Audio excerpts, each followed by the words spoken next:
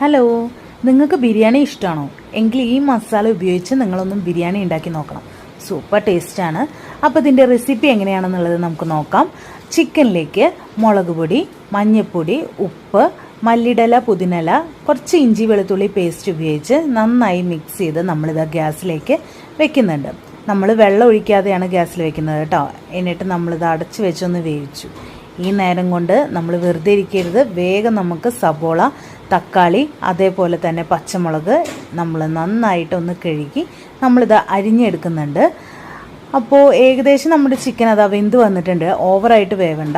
അപ്പോൾ നമുക്ക് ചിക്കൻ ഓരോന്നോരോന്നായിട്ട് എണ്ണയിൽ വറുത്തെടുക്കാം.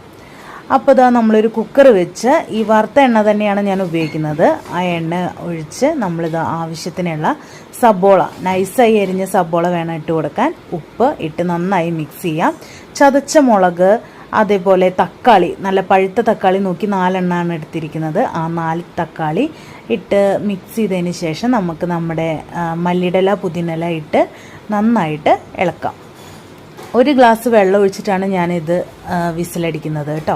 നമ്മളൊരു 3 വിസിലടിച്ചപ്പോഴേക്കും നമ്മുടെ മസാലയൊക്കെ നന്നായി വെന്ത് വന്നിട്ടുണ്ട്. ഇതിലേക്ക് നമ്മളിതാ വിനീഗർ ഒഴിച്ചിട്ടുണ്ട്.